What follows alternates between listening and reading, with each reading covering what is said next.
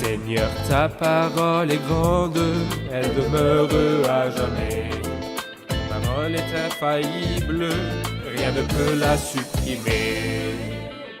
Bienvenue, chers spectateurs, je vous souhaite la bienvenue ainsi qu'à tous les spectateurs du monde entier à un nouvel épisode de notre programme d'études bibliques quotidien Toute la Bible, où, par la grâce du Seigneur, nous étudions tous les livres de la Sainte Bible, de la Genèse à l'Apocalypse. Nous avons atteint dans notre étude des livres de l'Ancien Testament le chapitre 9 du livre d'Ésaïe à partir du verset 7, puis le chapitre 10 du livre d'Ésaïe. Si Dieu le veut, nous étudierons la deuxième partie du chapitre 9 et le chapitre 10 en entier.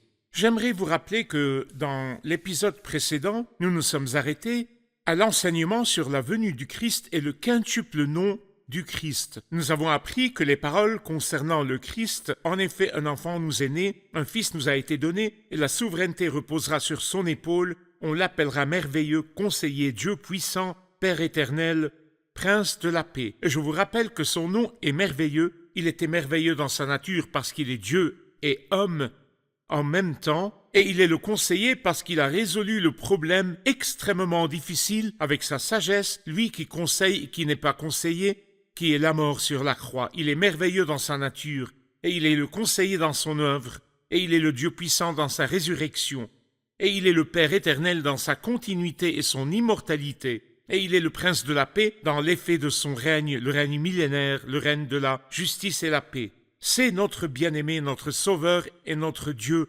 Jésus-Christ, qui a diverses gloires et la gloire à venir, car il n'y aura pas de fin à la croissance de son règne. Il régnera pour toujours et à jamais. Aujourd'hui, si Dieu le veut, nous parlerons de la deuxième partie du chapitre 9 concernant la colère. La colère est le jugement de l'Éternel après avoir fait un cadeau. Il a une colère. Sur qui tombera cette colère et pourquoi? C'est ce que nous apprendrons dans l'épisode d'aujourd'hui. Permettez-moi d'abord d'accueillir le serviteur du Seigneur qui est avec nous au studio, frère Youssef Riyad. Bienvenue, frère Youssef. Merci beaucoup, frère. Honoré de Riyad. vous avoir. Que Dieu vous bénisse. Nous accueillons également les invités. Bienvenue et que Dieu vous bénisse. Chers spectateurs, nous allons commencer notre étude dans quelques instants. Restez avec moi, on se retrouve après la pause.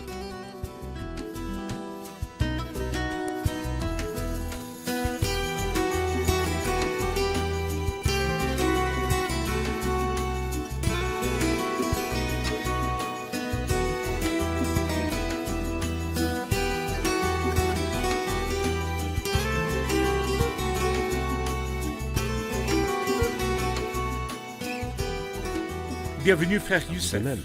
Frère Youssef, avant de commencer notre discussion à partir du verset 7 du chapitre 9, j'aimerais lire une lettre Allez-y. que nous avons reçue d'une des spectatrices. La lettre qui commence par « Bonjour », comme l'a écrit la spectatrice. La spectatrice s'appelle Shia, probablement originaire d'Irak. Elle dit « J'admire vraiment votre programme Toute la Bible, car toute ma famille attend avec beaucoup de désir et d'envie d'entendre la Bible sainte et son interprétation, et c'est la nourriture spirituelle de toute personne. Et ce ministère que vous présentez est très précieux, et particulièrement pour nous en Irak, car l'Église est très très loin de nos maisons. Que Dieu vous guide et vous protège. Remarque, j'espère que vous ajouterez mon humble page à ce précieux programme, et je vous en serai très reconnaissante. Merci infiniment. Votre commentaire sur cette lettre, frère Youssef? Nous remercions Dieu parce que sa parole a atteint des régions où il était difficile aux serviteurs de parvenir, mais la parole de Dieu ne peut pas être enchaînée. L'apôtre Paul pourrait être enchaîné, mais la parole de Dieu ne peut pas être enchaînée. Très bien. Chères sœurs, nous remercions le Seigneur pour cette lettre et parce que ce programme vous est parvenu et de se servir de nous qui sommes de faibles personnes et d'ouvrir l'Écriture devant beaucoup de gens. Nous prions que la parole fasse son effet dans votre vie et celle de votre famille, et dans tout le pays de l'Irak, et dans tout le monde arabe, et dans tous les endroits qui nous écoutent. La parole est proche de tous, et elle est capable d'enseigner beaucoup de gens. Vous êtes la bienvenue en tant que cher ami à notre programme. Frère Youssef, revenons au chapitre 9, qui a commencé avec le don du verset 1 au verset 6. À partir du verset 7, il commence à parler de la colère. Dites-nous les raisons de la colère à partir du verset 7. En fait, il y a 4 raisons pour la colère. 3 d'entre elles sont mentionnées au chapitre 9 et la 4e au début du chapitre 10. La première raison se trouve au chapitre 9 à partir du verset 7 jusqu'au verset 11. On peut lui donner le titre de l'orgueil. Le Seigneur déteste l'orgueil et même s'oppose aux orgueilleux. La deuxième raison de la colère, l'égarement. Et c'est à partir du verset 12 jusqu'au verset 16. Lorsqu'il dit par exemple dans le verset 15, « Les conducteurs de ce peuple l'égarent, et ceux qui se laissent conduire par eux se perdent. » Malheureusement, l'homme se perd ou s'égare lorsqu'il s'éloigne de Dieu et de sa parole. La troisième raison pour la colère est la méchanceté, à partir du verset 17 jusqu'à la fin du chapitre. Verset 17, en effet, la méchanceté brûle comme un feu. Et la méchanceté arrive lorsque l'homme s'éloigne de Dieu. Et d'ailleurs, le mot méchanceté dans la langue anglaise est ungodliness. C'est quelqu'un qui a arrêté de se soucier de Dieu. Il devient méchant. C'est vrai. La quatrième raison est l'injustice qui est mentionnée dans les 4 premiers versets du chapitre 10. Au verset 1, il dit « Malheur à ceux qui promulguent des règles injustes ». Et je pense personnellement que le Seigneur punira l'homme injuste qui opprime par fanatisme ou par favoritisme ou par corruption, qui piétine les minorités par exemple. Toutes ces personnes qui ne jugent pas avec justice seront punies par le Seigneur parce que le Seigneur est juste et il aime la justice. Il a parlé de la première raison de la colère qui est l'orgueil. Au verset 7, le Seigneur envoie une parole contre Jacob et elle tombe sur Israël. Le peuple tout entier en aura connaissance, Éphraïm et les habitants de Samarie, eux qui disent avec orgueil et arrogance « Des briques sont tombées, nous construirons en pierre de taille. Des sycomores ont été coupés, nous les remplacerons par des cèdres. L'Éternel fait alors triompher contre les ennemis de Rétzin et arme leurs ennemis, les Syriens à l'est, les Philistins à l'ouest. Il dévore Israël à pleine bouche.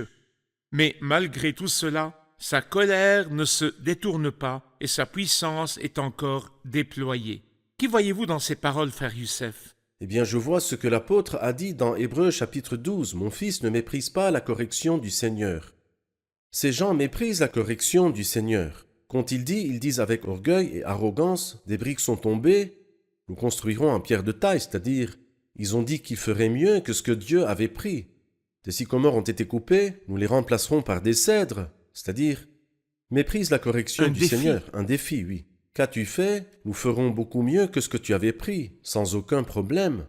Et c'est pourquoi il nous dit cette expression qui est répétée 4 fois. Il dit sa colère ne se détourne pas et sa puissance est encore déployée. La Bible dit qui lui a déjà résisté sans subir des dommages. Il défiait Dieu, mais il n'était pas de taille face à lui. Sa puissance est encore déployée. Au verset 12, il parle de la deuxième raison et dit « C'est que le peuple ne revient pas à celui qui le frappe et ne recherche pas l'Éternel, le Maître de l'univers. Aussi l'Éternel arrachera-t-il d'Israël la tête et la queue, la branche de palmier et le roseau, tout cela le même jour. L'ancien et le magistrat, c'est la tête, et le prophète qui propage le mensonge, c'est la queue.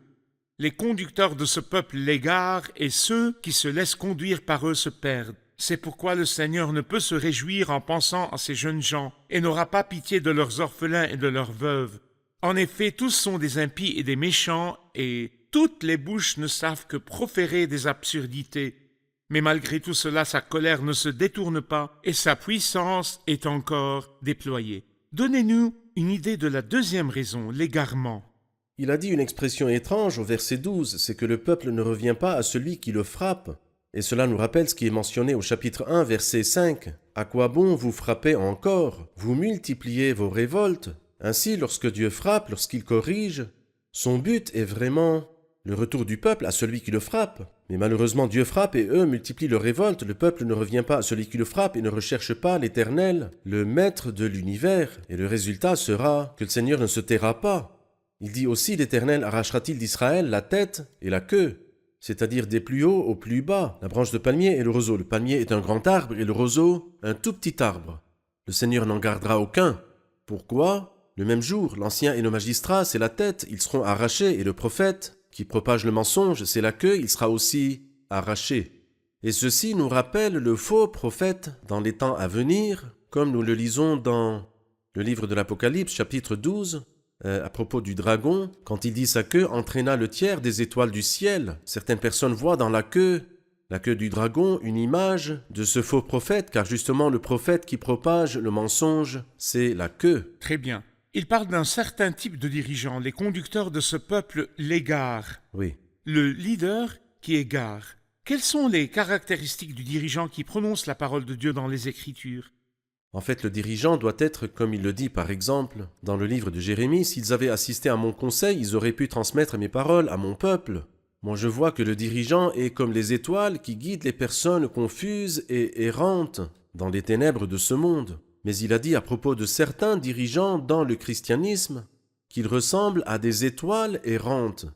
Alors donc, si ceux qui dirigent le peuple sont eux-mêmes errants, c'est comme un aveugle qui conduit des aveugles, un errant qui conduit des gens errants, et tous deux, les ténèbres leur sont réservées pour l'éternité. Ainsi, tous les dirigeants ne sont pas de vrais dirigeants. C'est vrai. Beaucoup d'entre eux induisent les gens en erreur. C'est vrai. Le dirigeant est celui qui dit la parole de Dieu. Oui. Il a également terminé ce raisonnement en disant « Mais malgré tout cela, sa colère ne se détourne pas et sa puissance est encore déployée. » La continuité de la colère de Dieu, frère Youssef. Elle demeure. La troisième raison, parlez-nous-en à partir du verset 17. Oui, quand il dit en effet la méchanceté, ils sont arrivés à un état où ils ne se souciaient plus du tout du Seigneur, et il dit ici cette méchanceté brûle comme un feu. Et c'est pourquoi la punition sera terrible. Verset 18, c'est à cause de la colère de l'Éternel, le Maître de l'univers, que le pays est embrasé, et le peuple alimente lui-même ce feu. Personne n'épargne son frère, on pille à droite mais on a encore faim, on dévore à gauche mais on n'est pas rassasié. Chacun se met à manger son propre bras. Manassé dévore Éphraïm, Éphraïm Manassé. Donc des guerres civiles. Ils se dévorent. Ils se dévorent. Et c'est une chose triste, par conséquent de la méchanceté. C'est cela le résultat de la méchanceté. C'est-à-dire, il ne faut pas oublier qu'il y a une punition pour la méchanceté. C'est vrai. Le péché a sa punition. La suite de cette phrase, « Mais malgré tout cela, sa colère ne se détourne pas et sa puissance est encore Pour déployée. » la troisième fois. Que veut-il dire, frère Youssef? La décision était-elle entre les mains des oppresseurs ou bien Dieu était celui qui dominait sur cette affaire? Eh bien, c'est Dieu qui dominait au début et à la fin. Mais par exemple, lorsque le Seigneur envoya Moïse chez le Pharaon, il l'a frappé d'une seule plaie et pas des 10 plaies d'un coup, et pourtant c'était possible. Il a envoyé la première plaie pour lui donner la chance de revenir. Mais malheureusement, Pharaon se repentait tant que la plaie était présente, et une fois enlevée, il cessa de se repentir. Donc le Seigneur lui affligea une deuxième, puis une troisième, jusqu'à ce que la plaie afflige le premier-né du roi, et puis le roi. Il y avait environ 2 ou 3 jours entre ces deux plaies. Le premier-né du roi a été frappé, qui était le prince héritier, et puis ensuite Pharaon lui-même s'est noyé dans la mer Rouge. Très bien. Nous allons voir un reportage, puis nous continuerons notre discussion. Nous remarquons, bien-aimés, que de nombreux commentateurs ont interprété ce livre et d'autres livres de l'Ancien Testament et ont essayé de les appliquer à l'Église et au Nouveau Testament. Mais ceci n'est pas possible, car les malheurs et les châtiments et la mention du roi d'Assyrie, etc., ne font pas référence au christianisme et au Nouveau Testament. C'était la marque de l'Ancien Testament où Dieu a mis le peuple sous une responsabilité qu'il n'a pas réussi à assumer. C'est pourquoi Dieu les corrigeait, mais il avait compassion d'eux. Quand avait-il compassion d'eux? Après la fin de cette colère, car la colère a une fin. La main du Seigneur était étendue et sa colère ne s'est pas apaisée. Cependant, pas pour toujours.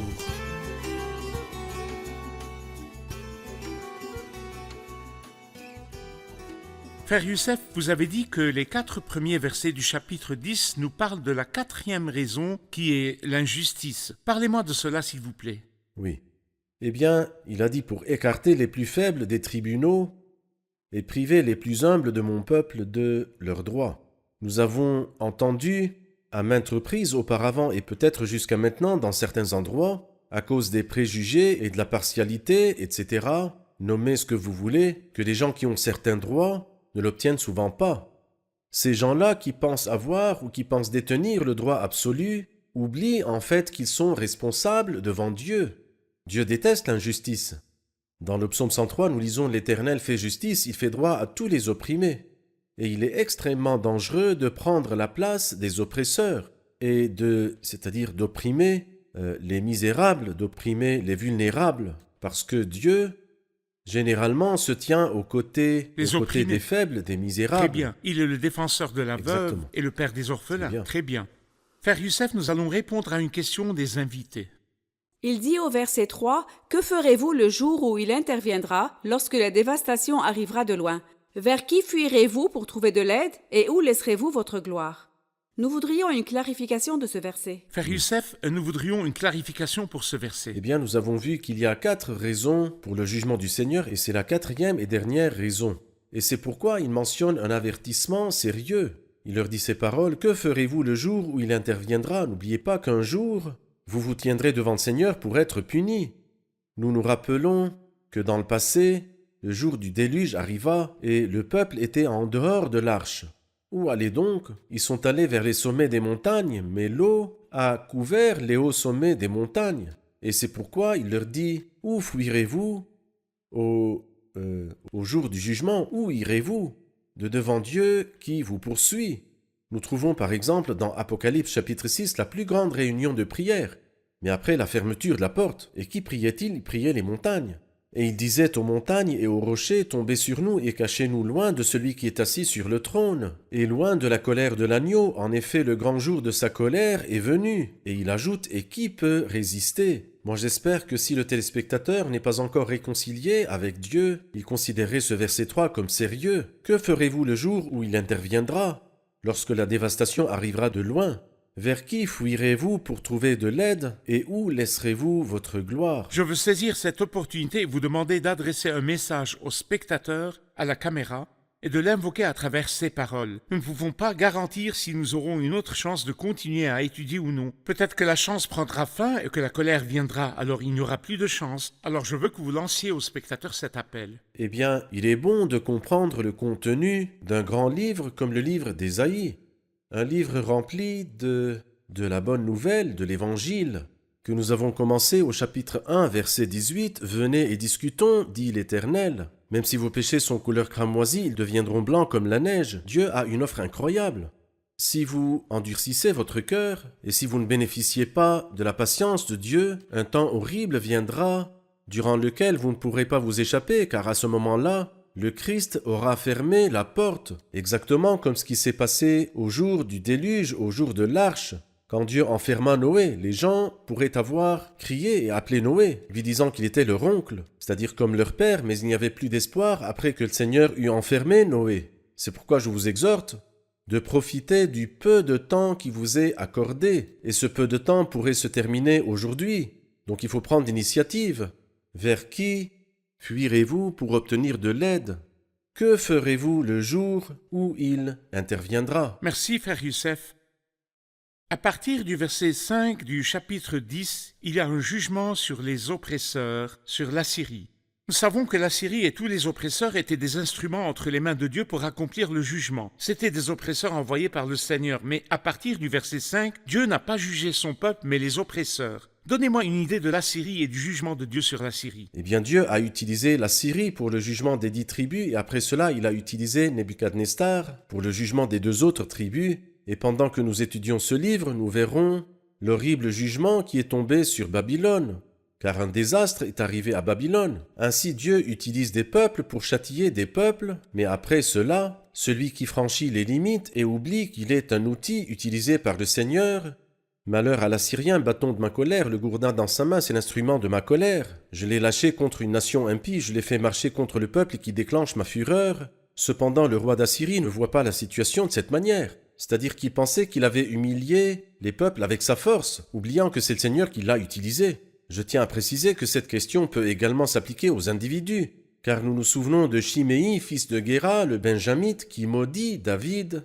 Et David accepta cela de la main du Seigneur. Et il dit à Abishai, « Laissez-le et qu'il me maudisse, si l'Éternel lui a dit de le faire, moi je me soumets, parce que je suis dans l'erreur. » David a appris, s'est soumis et s'est humilié. Et qu'en est-il de Chiméi, fils de Guéra? La fin de Chiméi a été horrible, parce que David a dit à Salomon, tout en mourant, il lui a dit « Tu sais que Chiméi m'a maudit gravement, et je ne me suis pas défendu parce que cela s'est produit au jour de l'affliction et de l'humilité. Mais toi, tu es sage. Tu ne laisseras pas ses cheveux blancs descendre en paix au séjour des morts. Et en effet, il n'est pas mort paisiblement. Alors lorsque le Seigneur utilise une nation ou une personne afin de corriger son peuple ou pour châtier une personne parmi les saints, il doit être très conscient qu'il n'est qu'un outil et qu'il ne devrait pas franchir les limites car il n'est qu'un outil et s'il a oublié, le Seigneur est capable de le lui rappeler. Très bien. Ainsi Dieu jugea l'Assyrie qu'il utilisa pour juger son peuple parce qu'il pensait qu'il faisait cela au peuple avec sa force. À partir du verset 20, il y a eu un discours au reste. Ce jour-là, le reste d'Israël et les rescapés de la famille de Jacob cesseront de s'appuyer sur celui qui les frappait. Ils s'appuieront vraiment sur l'Éternel, le Saint d'Israël. Le reste de Jacob reviendra vers le Dieu puissant. Même si ton peuple Israël était pareil au sable de la mer, un reste seulement reviendra. La destruction est décidée, elle déborde de justice. Le Seigneur, l'Éternel, le Maître de l'univers, l'accomplira dans tout le pays. Oui. Ces paroles, frère Youssef, portent sur le reste. Oui. Donnez-moi une idée du reste après le jugement affligé à la nation d'abord et puis le jugement affligé à l'Assyrie. Eh bien, Dieu a toujours un reste, en raison de sa grâce absolue. Il y a un jugement, et il juge avec justice. Mais malgré le fait que Dieu juge avec justice, il a un reste selon le choix de la grâce. C'est-à-dire, par exemple, quand Élie dit « Moi seul je suis resté », le Seigneur lui répondit et lui dit « Non, Élie, tu n'es pas seul ». Il lui a dit « Je me suis réservé 7000 hommes qui n'ont pas plié les genoux devant Baal ». Donc il y a un reste conformément à l'élection de la grâce. Il dit ici que le nombre d'Israël était comme le sable de la mer, et c'est l'accomplissement de la parole du Seigneur pour Abraham. Cependant, seulement un très petit reste sera sauvé. Et l'apôtre Paul a cité ce verset-là dans l'Épître aux Romains, chapitre 9, verset 27, même si les Israélites, de par leur nombre, étaient pareils au sable de la mer, donc très nombreux, un reste seulement sera sauvé. Le Seigneur a donc toujours un reste qui n'est pas par mérite. Le jugement est par mérite, mais le reste est par la grâce. Et nous remercions le Seigneur pour la grâce qui accepte des gens comme nous, comme Saul de Tarse, et aussi comme cette nation-là qui est méchante. Le Seigneur a toujours un chemin. Même Noé, qui a été sauvé pendant le déluge, a été sauvé par la grâce. Cependant, Noé trouva grâce aux yeux de l'Éternel. Très bien, que Dieu vous bénisse. Nous allons prendre maintenant une question de nos invités. Nous avons entendu dire que Dieu a un reste basé sur la grâce ou selon la grâce. Mais n'oublions pas qu'il y a la justice de Dieu. Il a dit au verset 22, « La destruction est décidée, elle déborde de justice. » La justice de Dieu contredit-elle sa grâce? La justice de Dieu est-elle en contradiction avec sa grâce? Dieu a de la justice et il a aussi de la grâce. Et quand il juge toujours avec justice. Beaucoup de gens ont peur de la ruse ou de l'injustice de Dieu, mais loin de Dieu l'idée d'être rusé ou injuste. Mais il a de la justice, et cette affaire est effrayante pour les sages. Parce que si tu tenais compte de nos fautes, Éternel Seigneur, qui pourrait subsister? Si le Seigneur veut trouver une faute en moi, n'en trouvera-t-il pas une? Mais si, il trouvera 1 million d'erreurs. S'il me juge, il me jugera avec justice, et s'il veut me sauver, il me sauvera avec sa grâce. Et on peut dire qu'il n'y a pas de mérite pour ceux qui iront au ciel et pour ceux qui iront en enfer. Il n'y a aucune excuse. Très bien, merci frère Youssef, nous sommes arrivés à la fin de l'épisode. Nous allons le réviser avec nos invités.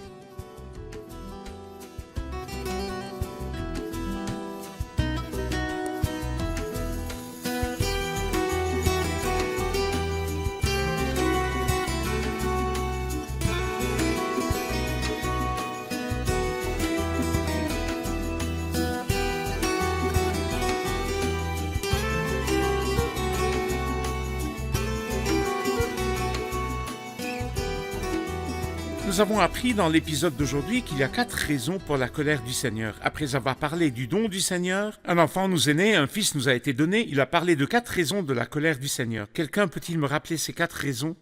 Allez-y. Il parle au verset 8 de l'orgueil, et il parle au verset 15 de l'égarement, et il parle au verset 17 de la méchanceté, et il parle dans le premier verset du chapitre 10 de l'injustice. Très bien, merci.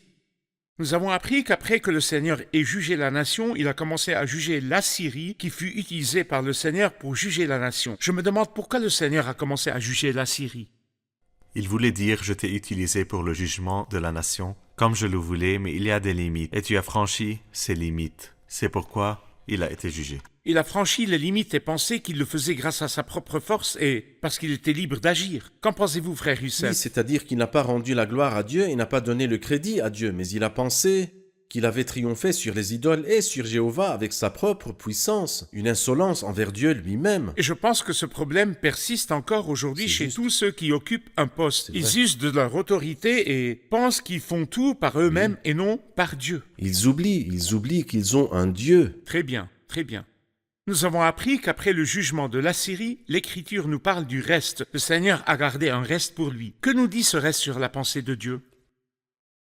De la grâce de Dieu. Quand le Seigneur juge, il juge avec justice, mais il a la grâce, donc il y a toujours un reste. Quiconque d'entre nous atteint le ciel ou est sauvé, c'est parce que Dieu l'a fait par sa grâce. Très bien. Depuis l'époque de Noé, il y a eu un reste par la grâce. Et à travers les siècles, le Seigneur garde pour lui-même un reste par la grâce. Et dans la grande tribulation, le Seigneur gardera pour lui-même un reste par sa grâce.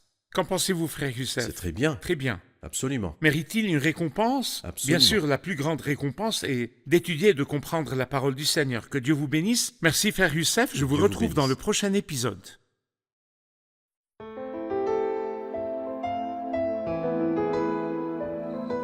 Seigneur, ta parole est grande, elle demeure à jamais. Ta parole est infaillible, rien ne peut la supprimer.